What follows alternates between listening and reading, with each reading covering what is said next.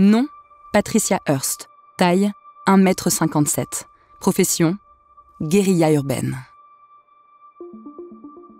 Il y a une photo que vous devez voir. Vous allez la trouver rapidement. C'est une des premières qui apparaît quand on cherche le nom de Patricia Hearst. Patricia pose, manches retroussées, béret façon Che Guevara. Elle a une mitraillette dans les mains et un fusil à pompe posé à côté. C'est ce cliché que la presse reçoit le 4 avril 1974, 2 mois exactement après l'enlèvement de la jeune héritière. Regardez cette photo et essayez de comprendre ce que Patricia Hearst ressent au moment où elle est prise. De la détermination ou de la peur? Est-elle vraiment une terroriste ou cache-t-elle son jeu? Peut-être que vous saurez discerner ce qui se trouve dans ses yeux. Résumons l'histoire. On est dans les années 70. Patricia est l'héritière d'une famille américaine richissime. Elle s'est fait enlever par une organisation terroriste anticapitaliste qui se fait appeler l'ALS. Peu de temps après avoir fêté son 20e anniversaire en captivité, elle annonce avoir rejoint la cause de ses ravisseurs. Mais que s'est-il passé dans la tête de Patricia Hearst?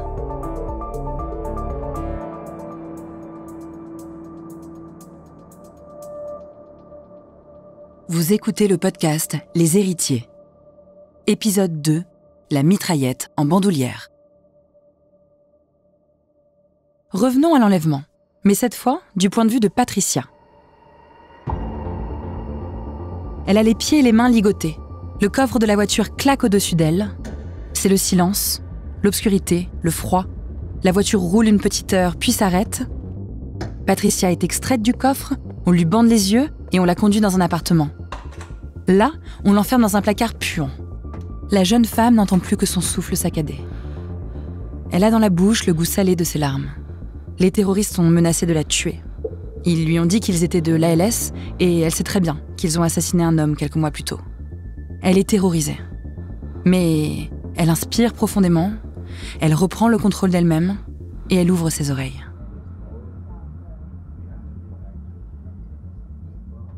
Elle entend des voix. En plus des 3 personnes qui l'ont enlevée, il y a d'autres gens. Et déjà, elle perçoit des différences dans leur personnalité. Soudain, l'un d'eux ouvre la porte du placard. C'est le chef, Chinkyu, et il dit brutalement « Tu es une prisonnière de guerre de l'ALS. » Puis il claque la porte. Lui, se dit Patricia, c'est une brute. Le placard s'ouvre à nouveau, une voix féminine maintenant. C'est Angela. Elle lui apporte de quoi manger et lui demande si elle préfère du thé ou de l'eau. Elle est plus gentille que quand elle lui mettait un pistolet entre les yeux.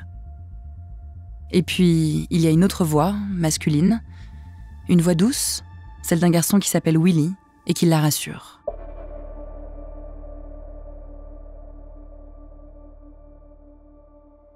Ces gens ne sont finalement pas tous des fous dangereux. Willy vient la voir souvent. Il ouvre la porte et il lui lit des livres révolutionnaires. Et il lui parle de politique. Les jours passent, Patricia a toujours les yeux bandés. Elle ne voit jamais ses interlocuteurs, mais elle prend confiance. Avec Angela, elle parle de sa vie, de son fiancé qu'elle n'aime plus, de sa mère qu'elle déteste. En retour, Angela commence elle aussi à se confier. Une relation se tisse entre l'otage et ses ravisseurs. Alors ils améliorent un peu son confort. Ils lui donnent une petite télé. C'est comme ça qu'elle voit la robe noire de sa mère et les files d'Américains venus récupérer les cartons de nourriture de l'ALS. C'est un choc immense. Elle ne savait pas qu'il y avait une telle misère à côté de chez elle. Jour après jour, progressivement, elle se met à adhérer aux idées de ses ravisseurs et eux se surprennent à l'apprécier. Il y en a un qui l'apprécie plus que les autres. C'est Willy, celui qui lui fait la lecture. Willy aimerait bien coucher avec Patricia. Il faut dire que dans la LS, c'est l'amour libre. Tout le monde couche avec tout le monde.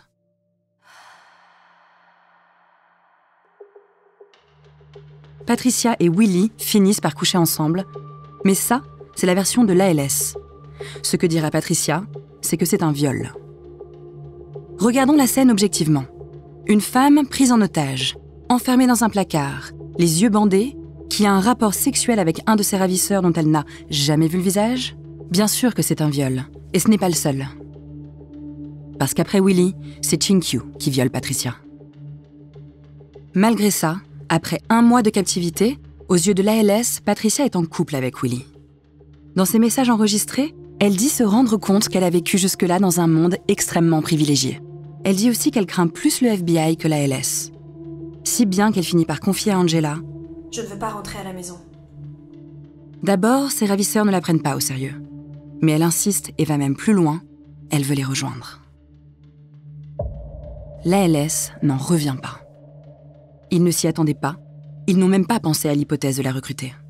Imaginez le coup de pub pour le mouvement. La petite fille d'un multimilliardaire qui se lance dans la révolution. Le 31 mars 1974, ça fait bientôt 2 mois qu'elle a été enlevée. Patricia est debout devant ses ravisseurs, elle a toujours les yeux bandés. Chin-Kyu prend la parole. Alors comme ça, tu veux rejoindre notre armée? Oui, Ça veut dire renoncer à ton passé. T'en es consciente? oui. Patricia détache le bandeau qui lui cachait la vue. Et elle voit pour la première fois les 8 membres de l'ALS qui l'observent. Les fenêtres sont recouvertes de vieux draps sales. La pièce n'est éclairée que par une ampoule qui tombe du plafond. Elle voit les armes posées partout contre les murs. Ça change du manoir dans lequel elle a grandi. Elle devient le 9e membre de l'ALS. Elle ne s'appelle plus Patricia. Maintenant, son nom, c'est Tanya. C'est ce qu'elle dit dans une nouvelle cassette où elle annonce au monde sa conversion. Maintenant, je m'appelle Tanya. C'était le nom d'une des camarades de Che Guevara. Et comme disait Tanya, la patrie ou la mort, nous vaincrons. Mais une photo avec une mitraillette et une cassette où elle dit qu'elle s'appelle Tanya, ce n'est pas assez. Il faut quelque chose d'autre pour montrer à tous que Patricia est maintenant une révolutionnaire. Quelque chose d'encore plus marquant.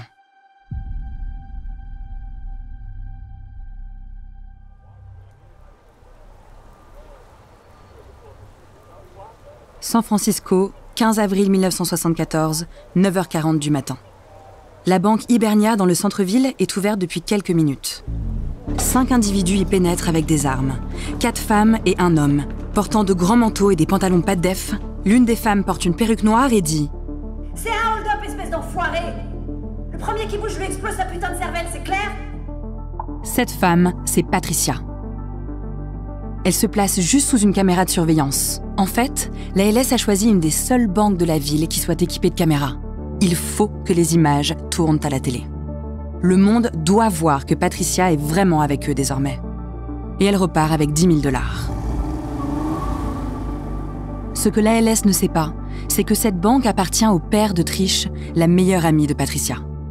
L'héritière rompt définitivement avec son monde.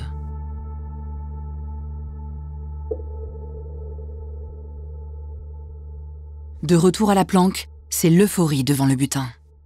Pour la récompenser, Chin-Kyu offre à Patricia l'arme qu'il a volée à l'un des gardes. Patricia a réussi le test. En Amérique, c'est la consternation. D'abord une cassette où elle se prend pour Che Guevara, ensuite une photo avec une mitraillette, et maintenant un braquage de banque.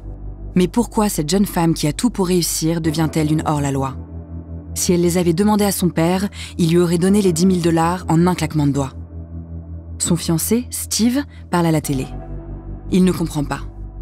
Il dit qu'avant, elle n'avait même pas d'opinion politique, qu'on a dû lui laver le cerveau. Patricia est un bug dans le système. C'est Tanya qui vous parle. Avec mes camarades, on a exproprié $10 000 à la banque Hibernia. Personne ne m'a forcé à le faire.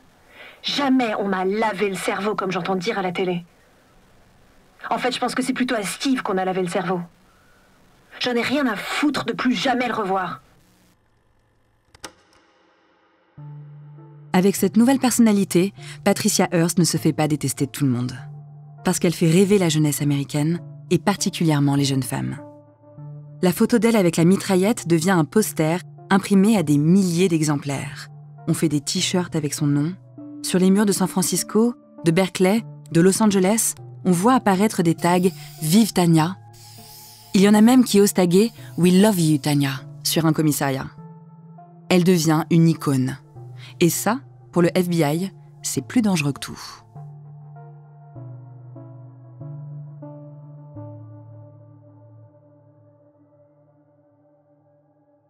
Il y a cette histoire d'une lycéenne à San Francisco. Elle écrit le nom de Patricia Hearst sur la boîte aux lettres de chez ses parents. Le lendemain, le FBI est là pour l'interroger. Il faut à tout prix éviter la contagion. On diffuse des brochures. Si votre fille arrête de se maquiller, si elle lit Angela Davis, ou si elle brûle ses mini-jupes, vite, contactez le FBI avant qu'elle ne devienne une nouvelle Patricia. En quelques jours, l'héritière à la mitraillette passe de victime à ennemi public. Elle n'est plus la petite américaine parfaite. Elle est désormais la plus dangereuse des terroristes. Une rengaine martelée à longueur de page dans les journaux, qu'on entend tous les soirs à la télé. Mais son père, lui, continue de la soutenir. Quoi qu'elle dise ou qu'elle fasse, dit-il, du moment qu'elle est sous leur contrôle, on sait qu'elle n'agit pas librement. Mais Patricia, elle, dit le contraire. Et pendant ce temps, elle s'entraîne à se battre, à charger une arme dans le noir et à résister à un assaut du FBI.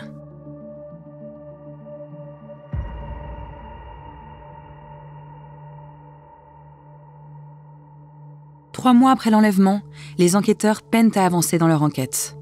Patricia est tellement aimée que là où le FBI passe, on lui claque la porte au nez. Mais il y a une affiche placardée dans tout le pays. Comme au temps des cow-boys, il y est écrit « Wanted ». Et il y a une description de Patricia. Cheveux châtain clair, lisses, qui tombent sous les épaules. Mais elle peut porter des perruques, y compris de style afro. A été vue pour la dernière fois avec un pull noir, un pantalon à carreaux, des chaussures de marche marron et un couteau à la ceinture. Doit être considérée comme armée et très dangereuse. Malgré les difficultés, le FBI réussit à localiser l'appartement où la LS se cache. Mais quand ils entrent, il n'y a plus personne. Rien que des papiers éparpillés dans la poussière, dans un appartement immonde rempli de cafards.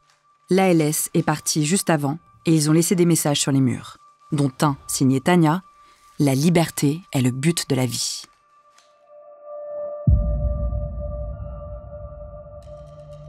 Du côté de l'ALS, on a compris que le FBI se rapprochait, alors on se déplace. Le groupe est parti à Los Angeles.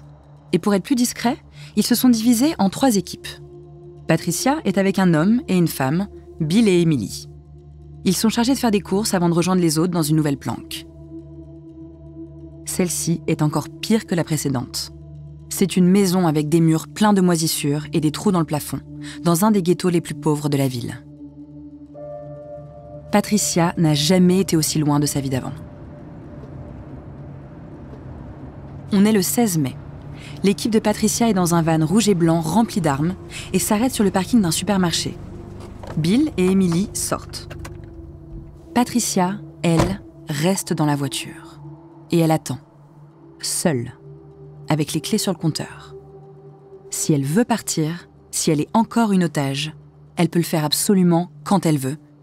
Il lui suffit de tourner la clé, ou simplement d'ouvrir la porte et de disparaître. Mais elle ne le fait pas. Elle fait même le contraire. Au bout de quelques minutes, elle entend de l'agitation devant le supermarché. Et elle voit Bill et Emily lutter contre des employés du magasin. Ils sont accusés d'avoir volé quelque chose.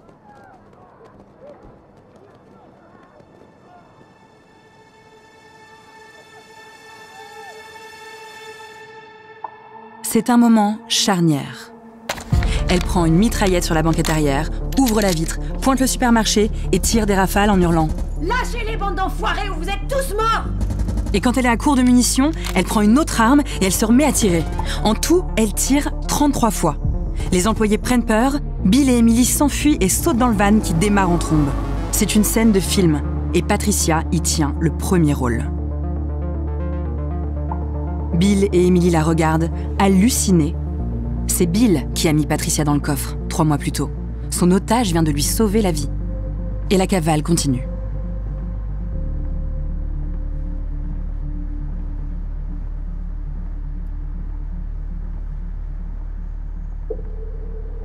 Il faut trouver une autre voiture, celle-là est grillée. Alors ils en volent une deuxième, une troisième, puis une quatrième. La dernière est celle d'un jeune, un joueur de baseball. Il s'appelle Tom Matthews et il l'embarque avec eux. « On est l'ALS », lui dit Bill. « Si tu fais pas le con, il t'arrivera rien. » Tom Matthews monte à l'arrière et se rend compte qu'il est assis à côté de celle dont tout le monde parle depuis 3 mois, la star des terroristes. Il n'en revient pas. Et comme ces 3 personnes ne sont pas menaçantes, il leur parle. Il a des questions pour Patricia. « Qu'est-ce que tu faisais dans ce braquage de banque ?» J'étais à fond dedans. Personne m'a forcé à faire quoi que ce soit. Et sur la distribution de nourriture ? Mon père s'en est servi comme un crédit d'impôt. Et ce magasin que tu viens de mitrailler ? J'ai sauvé mes camarades. Et puis, elle lui montre les armes qu'ils ont, leurs munitions, comment on charge, comment on décharge. Tous les 4 finissent même la journée par regarder des films dans un cinéma en plein air, avant de libérer Tom Matthews, qui aura vécu la prise d'otage la plus agréable de l'histoire. Puis Patricia, Bill et Emily s'évaporent dans la nature. Le lendemain, le pays ne parle que d'eux.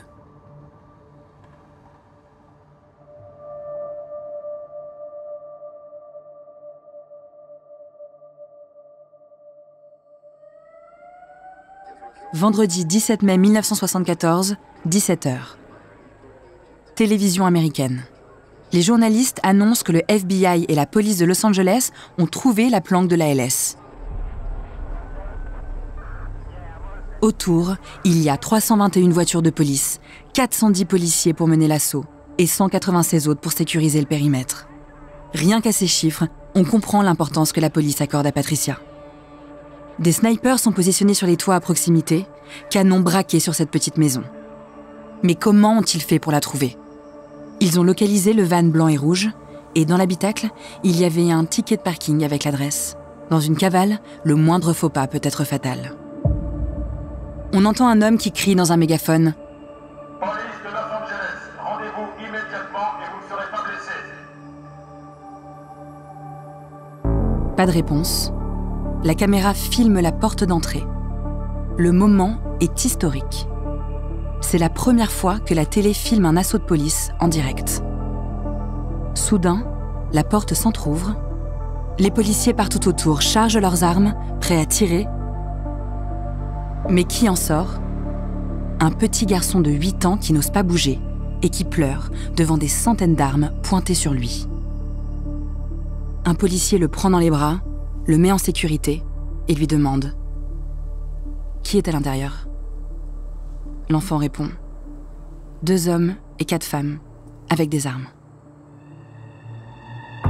La police lance les premières bombes lacrymogènes.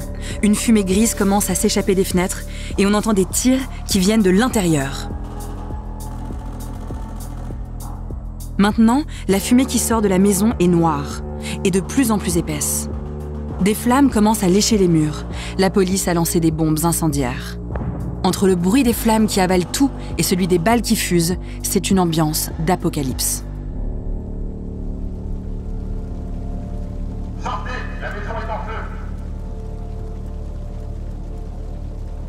Plus d'1 heure que le siège a commencé et on ne sait toujours pas si Patricia est à l'intérieur.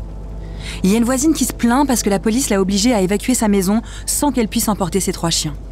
Le feu s'est propagé jusqu'à sa maison. Celle occupée par les membres retranchés de l'ALS est en train de partir en fumée.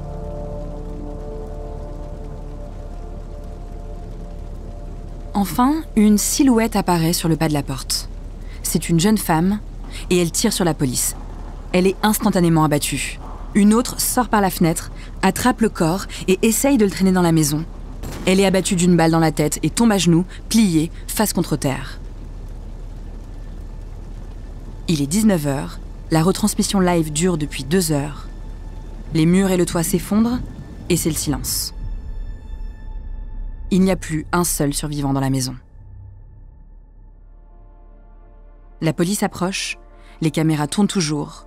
On trouve des corps complètement calcinés. C'est une scène d'horreur. Même le médecin légiste n'en croit pas ses yeux. Ils ont préféré rester alors que l'incendie ravageait tout. De toute ma carrière, je n'ai jamais vu un comportement pareil dans les flammes. Les membres de l'ALS ont préféré brûler plutôt que de se rendre. Cet assaut est la plus lourde fusillade que les États-Unis aient jamais connue. La police a tiré plus de 9000 balles. En face, l'ALS a riposté avec près de 3000 tirs. Les maisons voisines ont brûlé, les 3 pauvres chiens d'à côté sont morts, carbonisés. À votre avis, demande un journaliste à un policier, justice a-t-elle été faite ? Bah ouais, répond l'autre. On vient de se charger du boulot qu'ils n'ont pas fait à San Francisco et d'éviter un procès à 2 millions de dollars. Justice à l'américaine. Les corps sont méconnaissables. Il faudra des analyses ADN pour identifier les morts. Les parents de Patricia rejoignent Los Angeles, affolés. Les Américains, eux, éteignent la télé en se demandant s'ils viennent d'assister à la mort de Patricia Hearst. 5 membres de l'organisation ont été tués. Mystère complet quant à leur identité. Où est Patricia Hearst? On n'en sait rien. C'est un drame et en même temps un mystère.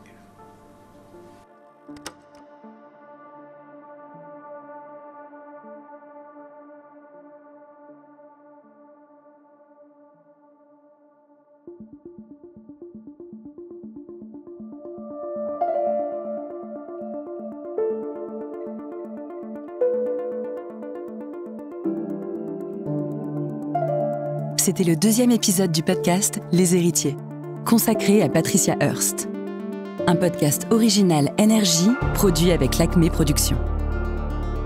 Écriture, Romain Weber.